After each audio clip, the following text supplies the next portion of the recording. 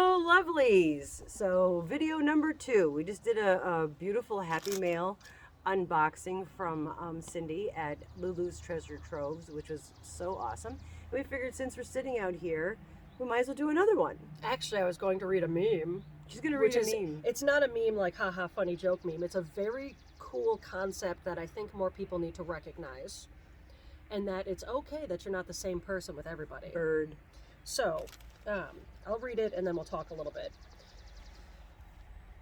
And I quote, "Not everyone gets the same version of me. One person might tell you that I'm an amazing, beautiful soul, and another will say I am a cold-hearted hole." I don't think I'm supposed to swear that. Believe them both. I act accordingly. Yeah. Very true. Right. And why that's so important is it's Spot so on. true about me, especially because I Yeah. will meet you at your energy. Yeah. If you come into my job and you're rude about my boss, you best believe you're going to think I'm a very, very cruel, mean person. Whereas the next person in line is going to see me flip that switch. I'm like, hey, wonderful VIPs. Because I act accordingly to what people are. And, Right. And it's important to recognize that that's not someone being fake. That's somebody setting boundaries. And speaking of setting these boundaries, there's 2 different ways to set boundaries. One of them is recognizing that you can set boundaries to protect yourself from somebody's way of being. Another one is realizing you don't have to move your boundaries to make room for their disrespect. So you shouldn't be changing your boundaries to fit other accommodate people. them. Accommodate If they're rude, don't feel set your embarrassed to boundaries. go right back at them with their level of rudeness, because if they're doing that. So I think a lot of people tend to do that because most of us are brought up to be very respectful, respect your elders, all that kind of stuff. When in fact, respect is something you earn. And even as my kids were growing up, they had You didn't force us to respect somebody because they were an adult.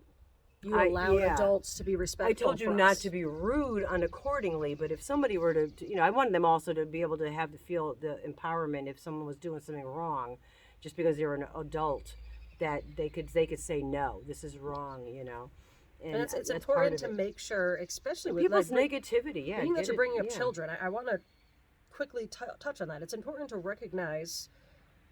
So many people are like, oh, it's just a child. It's just a child. Oh, they had a nightmare. It's just a child with a nightmare. It's like you need to, if I'm talking about respect, respect that child. They're a human being with feelings and thoughts and emotions, and they're developing. To me, that seems so trivial because I've dealt with so many other things throughout my day. You could just buy another one, but a child doesn't get that. Oh my goodness, this treat that I had, this gift I was given is now on the ground and I can't eat it. Yeah, and I know I trailed off a little there, but that's devastating. Well, you brought, we're going to trail again because that's what we do. I had a nightmare the other night that was horrific. It would make a great, a scary movie. It might be a skit for us soon. It may be a horror flick at some point on our channel because it was that frightening. Now, mind you, I'm an older person, and I woke up from that.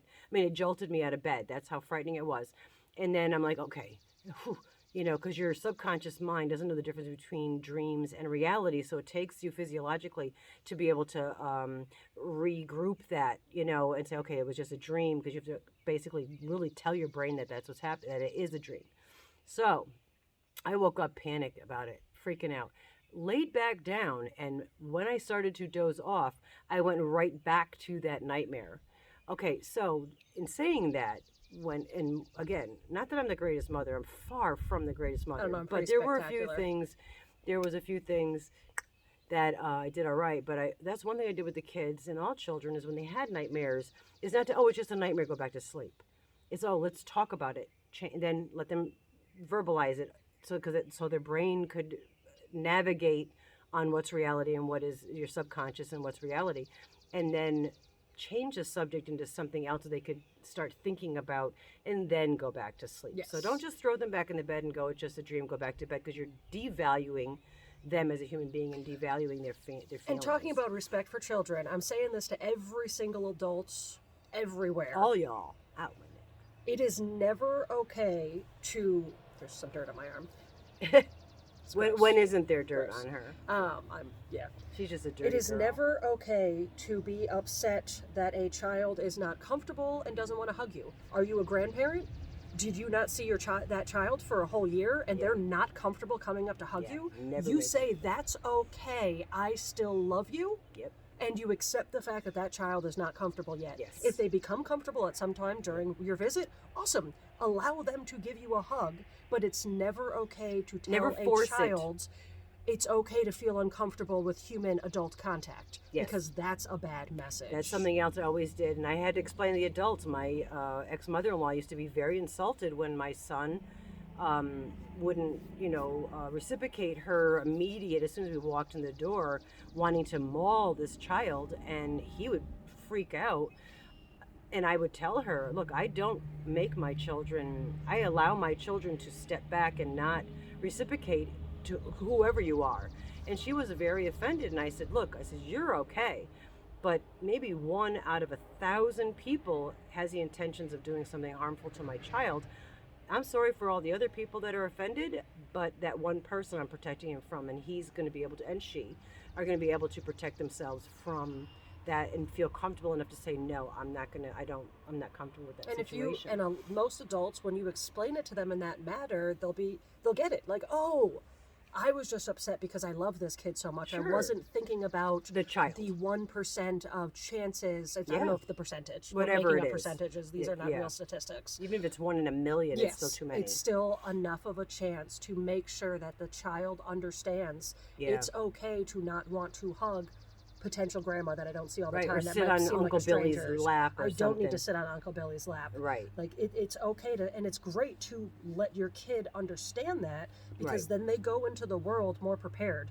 You do Yeah. not raise a child to be dependent on you forever. You raise a person to become independent from you. And to have good problem-solving skills, good understanding and confidence in themselves also, to be able to make these choices and make these decisions and have enough self-worth and self-respect and empowerment to be able to feel strong enough to say, look, I'm not comfortable with you touching me. I'm sorry if you have a problem with that, but I'm not, I would rather you didn't come into my personal Like space. an adult, I'm not a big hugger. Yeah. Like I love hugs. I'm a hug receiver. I'm not She's a a big hug hug receiver, initiator. I'm Most a- of the time, I'm a hugger. Yeah, she's a hug initiator. I hug everybody, and people do get they get nervous, and I'm like, oh, and she tell me you can't just go and hug people. So You have to I ask. have that right to say, nah, don't I'd really want rather to hug you for you not. right now. Yeah. Not really in the hug mood. Why would we think our children don't deserve that as well? Oh, and they need it more than we do. At least we can understand more. They don't understand, and kids take people at face value. So if your child is in a playground every day and there's some guy standing outside the fence there looking in, watching the kids in the playground, and they see that person's face every day, that person no longer becomes a stranger. So that's something else. I mean, we should really do a whole video. We kind of are, actually, but that's Well, we kind of talked about people and adults and being who Scary they are and people. setting their own boundaries, and now we're talking about how it's important to allow that for your to kids. teach you children We're on at a third young car. age. What's going on? Yeah. Our road's really busy I right know. now. We What's never have cars drive Yeah, by. There's right? three Yeah. during this video.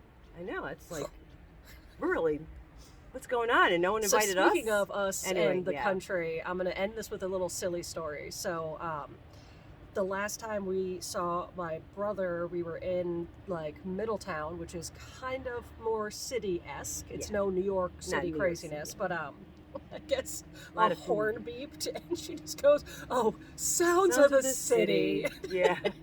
I miss the sounds of the city. And he He's goes, like, a horn It beep. was one horn. But yeah, I know. But yeah, we don't. It's we get so three quiet cars that around drive here. by us, and I'm Yeah. like, "What's happening?" You miss all the cars and the fire truck. We had a lot of fire trucks here the other day, which is pretty Yes. exciting. But Anyway, yeah, we're almost 10 minutes Respect. in. We love you guys. Respect and allow your children to make their own choices. Give them the skills to make good choices to protect themselves. Anyway, that's it.